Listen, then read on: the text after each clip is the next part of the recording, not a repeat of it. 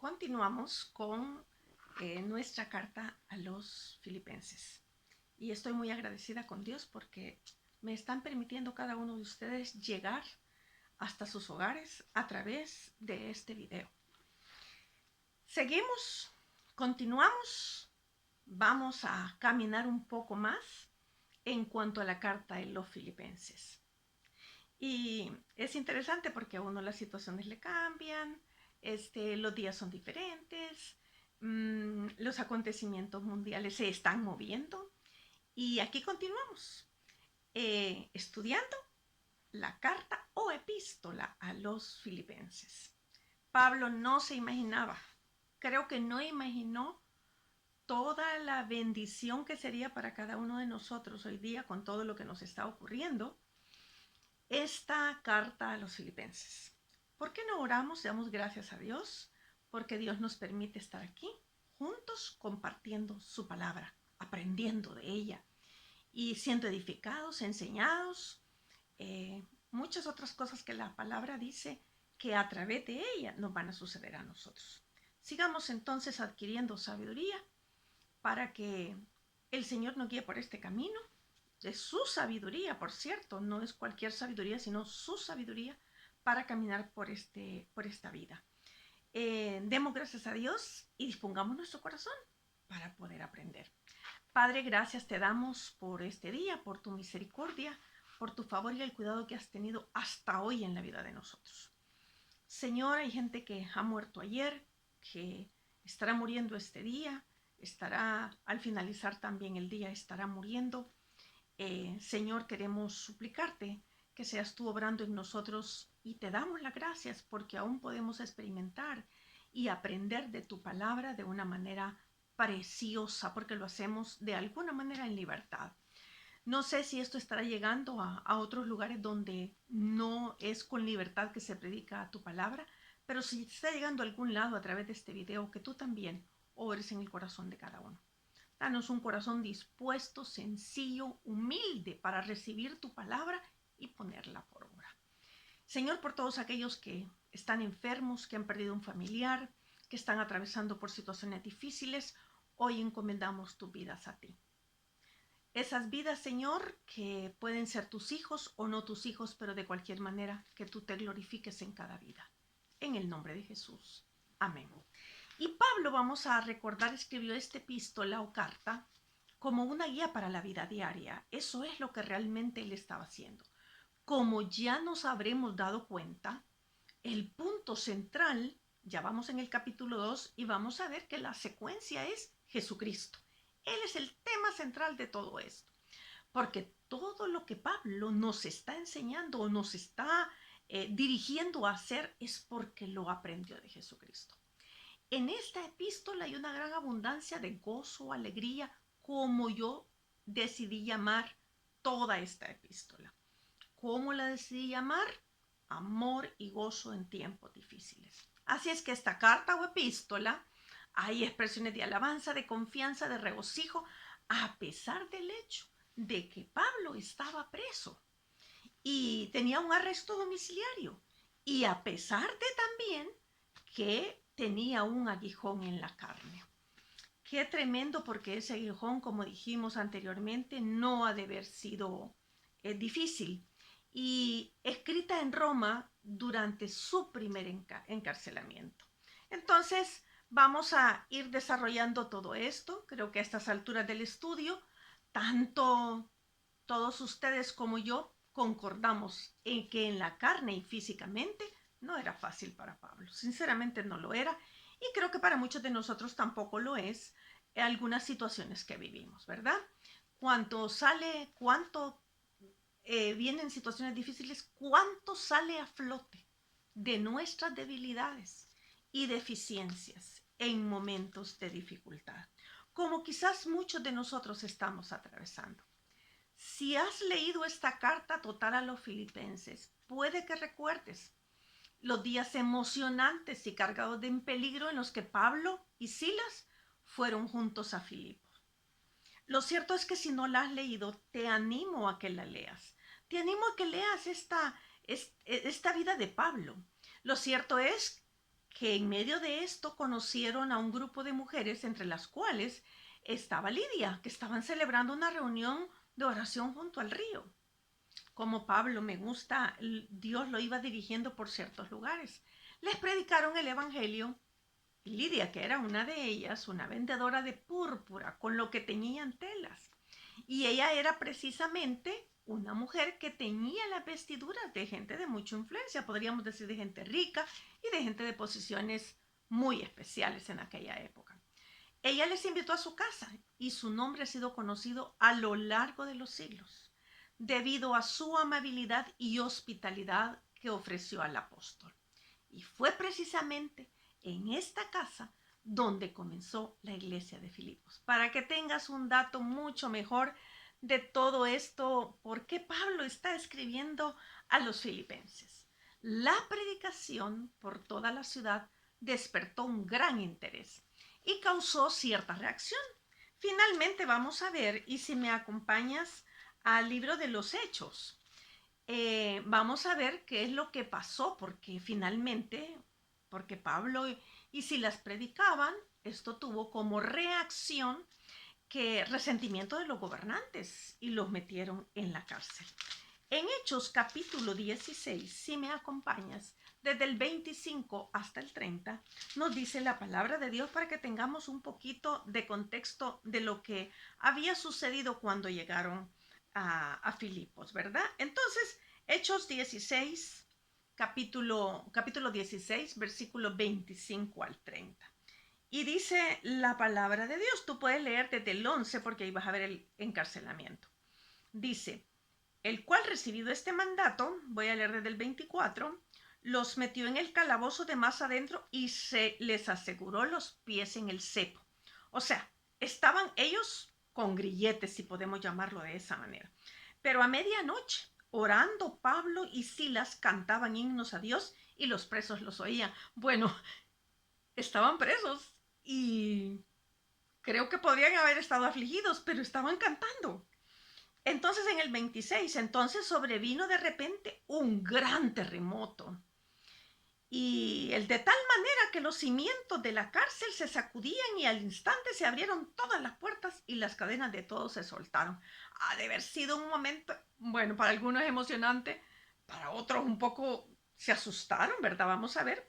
27. Despertando el carcelero y viendo abiertas las puertas de la cárcel, sacó la espada, se asustó y se iba a matar pensando que los presos habían huido. Le preocupaba las cuentas que tenía que dar, ¿verdad? A sus superiores. 28. Más Pablo clamó a gran voz diciendo, no te hagas ningún mal, pues todos estamos aquí. No salieron huyendo, ni corriendo, ni aprovechando la oportunidad. Qué sobriedad la de Pablo en medio de todos estos acontecimientos emocionantes. 29. Él entonces, pidiendo luz, se precipitó adentro y temblando se postró a los pies de Pablo y de Silas. Versículo 30. Y sacándolos les dijo, señores, ¿qué debo hacer para ser salvo? Qué interesante. Un milagro, una manifestación para conversión. En el capítulo 2, eso fue, estamos hablando de todo el contexto, ¿verdad? Y que el capítulo 1, cómo Pablo nos enseñó que el centro es Cristo, porque para mí el vivir es Cristo y el morir es ganancia. Y el Evangelio es anunciado, no importa por quién sea anunciado. Es tan bonito ver que Pablo está centrado, está encarcelado, pero está centrado en lo que está haciendo, en la voluntad de Dios y en Jesucristo. Pero en el capítulo 2 ya vemos ciertos problemas que habían surgido dentro de la iglesia, que estaba amenazando a los que estaban en Filipo, precisamente a los de la congregación. El hecho era que había algunos que tenían rencillas y esto no es nuevo, ni lo fue allá, ni quedó hasta allá, sino que sigue siendo realidad aquí. Hay personas que se molestan hasta porque el domingo que llegó al culto, su silla no está desocupada, como que su silla tuviera nombre. Y nos ha pasado quizás a muchos de nosotros cuando estamos empezando a madurar y a crecer. o nos incomodamos hasta porque le dieron un color a la pared de la iglesia que no es el que nosotros queríamos, o porque no pusieron las flores como debían estar, o porque pusieron a cantar a una persona y no me pusieron a mí, o porque no me saludaron a la entrada. Bueno, son tantas cosas que podríamos hablar de los seres humanos, cómo nos comportamos. Entonces, dije que no es nuevo. Entonces, debido a esto, se tienden a formar grupitos, le empezamos a contar a la gente y esto crea divisiones, que son siempre destructivas, donde quiera que se generen. Y hablando de la iglesia, porque Pablo lo estaba diciendo, o sea, quita la vitalidad en algún sentido de algunos en la iglesia. Por lo que Pablo les hace ver que Cristo es nuestro ejemplo en cuanto a resolver problemas y dificultades que se dan entre nosotros. Creo personalmente que cuando nos centramos en Cristo, el problema o la situación que estamos atravesando a veces pierde fuerza en lo, no quisiera decir en lo negativo, pero en la circunstancia pierde un poco de fuerza. Porque cuando nos centramos en Cristo, podemos ver que Él es mayor que cualquier otra cosa. Es más, cuando vemos las dificultades de otros. Porque quizás en la situación de los varados hoy día, de los varados alrededor del mundo, quizás uno empiece a llorar por la dificultad que está atravesando, que a mí no me gusta tal cosa y que yo quisiera estar en mejor condición, pero cuando vemos la condición de otros, nos damos cuenta que están peores que nosotros. Y eso en algún sentido nos hace pensar, no, mejor voy a orar por esas personas. Entonces, vamos a ver una cosa interesante y lo que nos toca hoy es hablar de la frase completad mi gozo. Y vamos a ir a Filipenses capítulo 2, versículo 1. Vamos a leer desde ahí, pero la frase que vamos a tratar hoy es completad mi gozo. Por tanto, si hay alguna consolación en Cristo, si algún consuelo de amor, si alguna comunión del Espíritu, si algún afecto entrañable, si alguna misericordia, completad mi gozo, sintiendo lo mismo, teniendo el mismo amor, unánime, sintiendo una misma cosa. Completad mi gozo. Y vamos a ver que la palabra gozo, en su idioma original, su significado es girar alrededor. Y también es regocijarse, alegrarse, gozar, júbilo, recrear. Todo esto significa la palabra gozo en su idioma original cuando fue escrita. Pero veamos cuál era el gozo de Pablo. Voy a dar algunos versículos. No están todos los que se relacionan con Pablo, pero voy a dar algunos de ellos para que veamos en qué consistía el gozo de Pablo. Y no es que el gozo de Pablo no estuviera completo, pero decía, como juntos completemos este gozo. Había venido enseñándonos un amor entrañable, había venido enseñándonos en estos versículos lo que significaba realmente el tener misericordia, porque ya la hemos recibido. Si alguna consolación ya la tenemos. Entonces vamos a ver que Pablo tenía gozo y veamos cuál era el gozo de Pablo. En 1 de Tesalonicenses 2:20 dice, vosotros sois nuestra gloria y gozo. Para Pablo, además del gozo que Cristo le había dado y el vivir a través de Jesucristo y que su vida era Cristo, también estaba interesado porque los hermanos lo tuvieran también. En Hechos 20:24, Pablo nos dice, pero de ninguna cosa hago caso ni estimo preciosa mi vida con tal que acabe mi carrera con gozo y el ministerio que ha recibido el Señor Jesús. Otra vez estamos hablando de Pablo que está hablando de Jesucristo precisamente. No está hablando de las circunstancias, no está hablando me gozo en que no estoy libre, ya no estoy preso, no, que tengo dinero, que tengo una posición. Pablo no está hablando de esas circunstancias.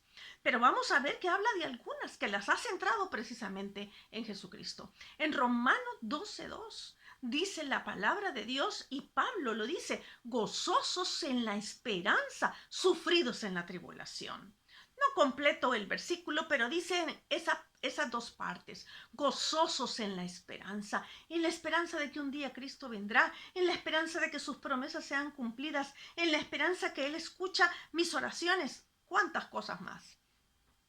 Pero en mismo Romanos 14:17 Porque el reino de Dios no es comida ni bebida, sino justicia, paz y gozo en el Espíritu Santo. Y ya hablamos tanto en el video anterior que si tenemos el Espíritu Santo, si somos hijos de Dios, hemos recibido al Señor, nos mantenemos firmes en la palabra, ahí está el Espíritu Santo, que no se irá nunca de nosotros, porque hemos sido sellados con las arras del Espíritu para siempre. Entonces el Espíritu Santo está ahí y sus características, porque es el fruto del Espíritu, son gozo, amor, paz, paciencia, benignidad, bondad, fe, mansedumbre y templanza. Ahí está el gozo, solo que tenemos que desarrollarlo. Y en Romanos 16:19 dice Pablo, porque vuestra obediencia ha venido a ser notoria a todos, así que me gozo de vosotros. Pero quiero que seáis sabios para el bien e ingenuos para el mal. ¿Cuánto nos estamos gozando de ver a nuestros hermanos crecer? ¿Cuánto nos estamos gozando que sigan la instrucción del Señor? ¿Cuánto nos estamos gozando de que ellos tengan obediencia? Completad mi gozo. Hoy tiene sentido. Juntos hagámoslo. Unámonos para esto, y más adelante vamos a ver que Pablo lo dice de esta manera. Pero en 2 Corintios 2:3, y esto mismo os escribí, para que cuando llegue no tenga tristeza de parte de aquellos de quienes debería gozar, confiando en vosotros todos, que mi gozo es el de todos vosotros. Qué rico cuando experimentamos el mismo gozo, al ver a Jesucristo, al obedecer la palabra de Dios, al compartir juntos de verdad esa misericordia, ese amor entrañable que viene desde los intestinos, si pudiéramos decirlo así. Es un amor profundo, es una misericordia y una consolación que compartimos. Y en 2 Corintios 7:4 dice, mucha franqueza tengo con vosotros, mucho me glorío con respecto de vosotros, lleno estoy de consolación. Y miren aquí, sobreabundo de gozo en todas nuestras tribulaciones. ¿Por qué estamos hablando de un gozo en tribulaciones? Porque cuando sabemos que sufrimos por el Señor, y que la prueba de la tribulación produce paciencia, entonces nos damos cuenta de una cosa, hay un gozo. Y esto es interno, de lo profundo. Y Pablo lo decía, gozo en el alma, desde lo más profundo. Perdón, David lo decía, gozo desde lo más profundo. Alegría en el corazón y gozo en el alma. Entonces vamos a ver que en 2 Corintios 7:9, ahora me gozo no porque hayáis sido contristados, sino porque fuisteis contristados para arrepentimiento. ¿Y cuánto debemos gozarnos cuando alguien se arrepiente de todo corazón y empieza a dar frutos de verdad que son dignos de arrepentimiento? Debería de haber un gozo en nosotros. No estar tanto fijándonos en el pecado que cometió, sino que se arrepintió. 2 Corintios 8:2, que en grande prueba de tribulación, la abundancia de su gozo y su profunda pobreza abundaron en riquezas de su generosidad. La abundancia de su gozo que habían tenido los macedonios, que estaban dando más allá de sus fuerzas aún económicamente. Pablo se gozaba también en esto. Y 2 Corintios 12:10, por lo cual, por amor a Cristo, me gozo en las debilidades, en afrentas, en necesidades, en persecuciones, en angustias, porque cuando soy débil, entonces soy fuerte. Y como vimos en el video de Filipenses capítulo 1, versículo 8, que pues, que no obstante, de todas maneras, o por pretexto o por verdad, Cristo es anunciado, y en esto me gozo y me gozaré aún. Sigamos aprendiendo, y una de las cosas que quisiera es hacerte una pregunta muy personal que no tienes que contestármela, es para ti, para que te la contestes personalmente. ¿Cuál es tu gozo? ¿Cuál es tu gozo hoy día? y solo tú la puedes responder. Pensémoslo, meditémoslo, si quieres escríbelo.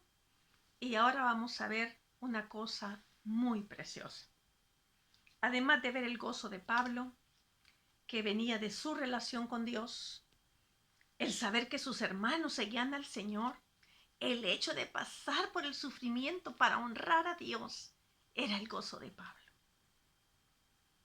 Yo no quiero que te compares con Pablo exactamente. Quisiera que te compararas con Jesucristo. Y nadie de nosotros es perfecto, y aunque en un momento Pablo lo dirá, es que no es que ya lo haya alcanzado todo, sino que prosigo a la meta. Entonces, vamos a pensar, ¿cuál es mi gozo? ¿En qué está puesto mi gozo? ¿Y realmente tengo gozo que viene desde adentro?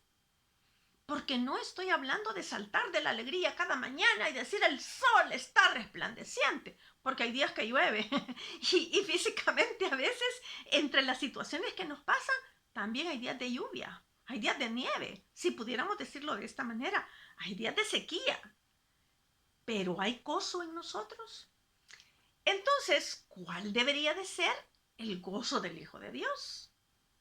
Vamos a recordar que gozo significa girar alrededor, es decir, para regocijarse, alegrarse, gozar, tener júbilo y recrearse. Según algunos estudiosos de la Biblia, han llegado a la conclusión que gozo es aquella profunda alegría espiritual que el Espíritu Santo infunde en los corazones de quienes han rendido su vida a Dios. A diferencia de la felicidad, el gozo no es el resultado de circunstancias externas, depende directamente del mover del Espíritu Santo en la vida de una persona.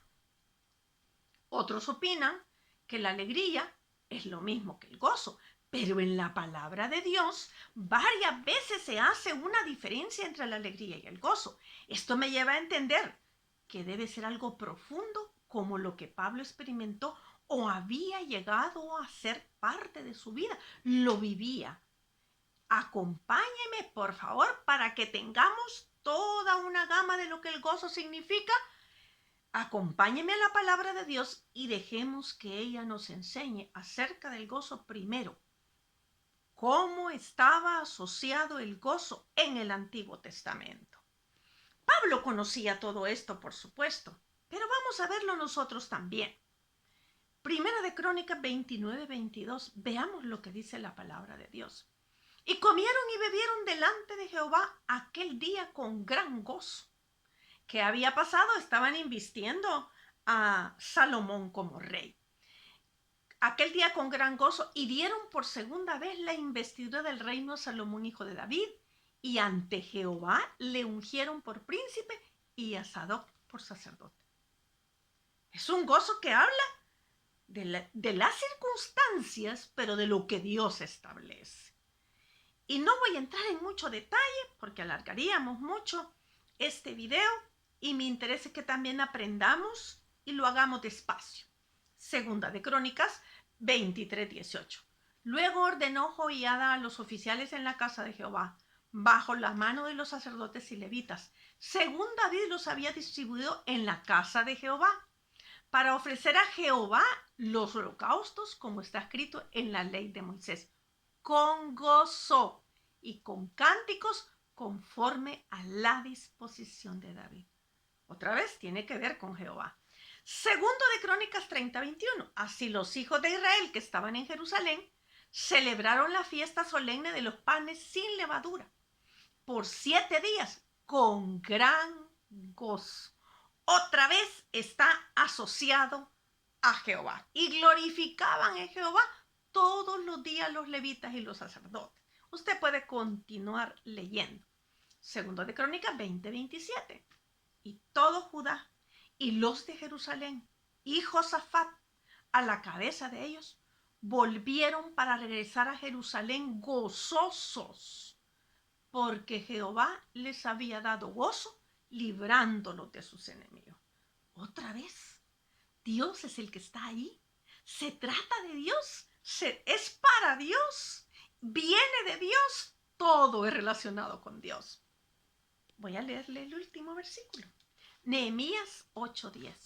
Luego les dijo, id, comed grosuras y bebed vino dulce y enviad porciones a los que no tienen nada preparado, porque día santo es a nuestro Señor. No os entristezcáis, porque el gozo de Jehová es vuestra fuerza. La palabra de Dios es algo maravilloso. Y aunque tanto como tú, yo también he tenido días a veces quizás tristes por circunstancias o porque a veces internamente me estoy fijando más en las circunstancias que en lo que Dios dice en su palabra. O porque a veces, sin darme cuenta, he caído en valorar mi vida conforme a todo lo que está sucediendo o lo que he visto de alguien. Cuando el verdadero valor mío depende de lo que dice la palabra de Dios. Pero como humanos a veces volvemos a caer de alguna manera, ya no tanto como antes, pero casi, ¿verdad? Que nos deslizamos en estas situaciones de la vida. Pero quiero compartirte algo. ¿Por qué te estoy diciendo todo esto? Porque el gozo de Jehová es vuestra fuerza. Quiero compartirte algo que escuché personalmente en una reunión hace muchos años. Porque al leer todas estas citas bíblicas habrás notado que el gozo está asociado o relacionado en el Antiguo Testamento con la presencia, comer, ofrecer holocaustos, celebrar fiestas o el gozo de Jehová. No estaba relacionado con la persona, sino como una emoción profunda de algo que viene o es para Dios. Hace algunos años estaba sentada escuchando un testimonio en una reunión de mujeres. La mujer que estaba al frente lo estaba narrando. Había sido enseñada desde su niñez a caminar con Cristo. Se congregaba en una iglesia de sana doctrina. Y esta mujer había crecido rodeada de mucha bendición de su familia porque era cristiana. Y no es que nunca habían tenido una dificultad, pero había tenido una niñez muy buena, una adolescencia bastante buena, por decirlo así. Había llegado un momento de casarse y se había casado con un hijo de Dios. Y ella decía, yo me siento hasta mal porque me siento como que he tenido una buena niñez, una buena adolescencia, estoy casada y me siento contenta. Y cuando oigo tanto problema me da hasta pena porque yo me siento que tengo muchas buenas cosas. No es que era una persona perfecta, sino que en lo que cabe y en lo que ella escuchaba, realmente sentía que tenía una vida bastante equilibrada. Y no quisiera decirlo de esta manera, pero sin tantas dificultades. Su mamá viva, su papá vivo, no habían tenido una situación de enfermedad graves, habían tenido una vida bastante buena desde ese ángulo. Llegó un momento en que estaba casada, tenía hijos, su hermano piloto experimentado, su esposo también, y pues como familia casi nunca podían reunirse totalmente todos, porque como ellos eran pilotos, casi que no tenían las mismas fechas juntos de vacaciones. Pero sucedió que para una Semana Santa habían planificado que esa vacación se iban a juntar todos como familia. Y lo planificaron de tal manera que así fue. Y se juntaron en una cabaña en el mar para celebrar como familia. Habían llevado una cámara de video para grabar todos estos momentos bonitos porque no siempre podían hacerlo. Ella tenía 3 hijos, si mal no recuerdo. Su hermano creo que tenía 2 hijos. Y lo cierto es que su hermano había llegado solamente por 2 días porque esa era la licencia o la vacación que tenía y había llevado la avioneta al lugar. Los niños, tanto de ella y su esposo como los de su hermano, empezaron a pedirle que los subiera a la avioneta. Entonces decidieron subirse. el esposo de ella, iba manejando la avioneta su hermano, y los hijos de su hermano y los hijos de ella subieron a esta avioneta. Entonces todos estaban a la orilla de la playa con la cámara para grabar este momento, y que cuando ellos dieran la vuelta los iban a saludar y entonces ellos les iban a grabar. La avioneta se alzó, todo el mundo estaba contento, feliz, maravillado. Habían cumplido su sueño. La avioneta se alza y nunca regresó porque se estrelló. Fue difícil mientras ella contaba esta historia. Fue un momento durísimo. Cuando le llegaron a avisar a ella que los tenían precisamente muertos. No todos estaban muertos, pero uno de los hijos de ella estaba, su vida colgaba de un hilo, por decirlo así. Dice ella que cuando se iba acercando al lugar para ver los cadáveres, que ella no sabía qué hacer, vino este versículo: el gozo de Jehová es vuestra fuerza. Nehemías 8:10 fue algo que vino a su mente, el Espíritu Santo se lo trajo. Y dice que ella experimentaría en medio de la prueba ese gozo que venía de Jehová. Con sus lágrimas, pero había un gozo interno, como una quietud a pesar de su dolor. Realmente esto estuvo en medio de toda su prueba. Y no dudo que así fue. Porque mientras yo la escuchaba, podía ver en esta mujer no una carcajada, sino un gozo. En sus ojos se veía una paz. Y fueron tiempos difíciles para ella, pero el gozo de Jehová fue su fuerza. En la vida vamos a experimentar momentos difíciles. Y no dudo que Pablo los estaba pasando. Y no dudo que habían situaciones dentro de la iglesia también que estaban sucediendo en esa época, como hoy. Completad mi gozo. El gozo de Jehová debe ser nuestra fuerza. La presencia de Dios debe producirnos gozo, algo interno que nos regocija. Y cuánto en este tiempo he estado pidiendo al Señor que su gozo sea el que me fortalezca y fortalezca a los que están atravesando por situaciones difíciles. Por eso te recomiendo que en todo tiempo y en este tiempo, intencionalmente, busquemos la presencia de Dios.